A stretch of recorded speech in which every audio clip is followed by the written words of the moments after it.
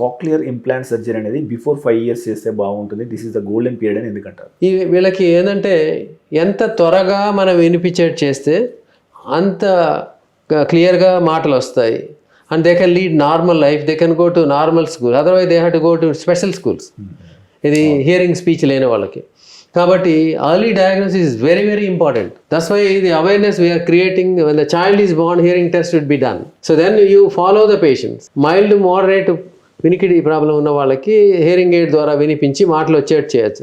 అలా severe to profound hearing loss ఉన్న వాళ్ళకి ఇప్పుడు 6-7 months నుంచే చేస్తున్నాం cochlear implant surgery. Okay, yeah 1 year అంటే ఐ థింక్ ఎఫ్డి ఉండేది, ఇప్పుడు అర్లీగా కూడా చేస్తున్నాం. Now I think even early also they have given permission to do. And ఎందుకంటే ఈ just make the life of the child normal, let the child live like a normal child అనేది thinking అనమాట. అందుకని 1 yearకి ఈజీగా మనం కాక్లియర్ ఇంప్లాంట్. అందుకని early diagnosis. Suppose మీరు 3 years వరకు కూడా పర్వాలేదు, ఇందాక అన్నారు కదా మీరు 5-6 years వరకు అన్నారు కదా, మీరు 5-6 years కూడా లేట్ అని చెప్పాలి. ఓకే, యాక్చువల్గా చెప్పాలంటే 3 years or less is the best time so that they can lead normal life.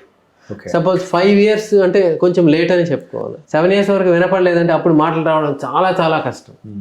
అందుకని ఎంత అర్లీగా చేస్తే అంత క్లియర్గా వస్తాయి.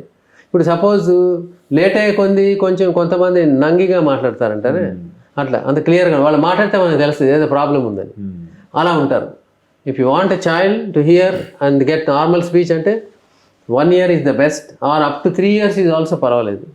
3.5 years acceptable, not beyond 5 years. అందుకని గవర్నమెంట్ స్కీమ్స్ అవన్నీ కూడా యూజువల్గా 5 years ఆర్ లెస్ అని ఇస్తుంటారు.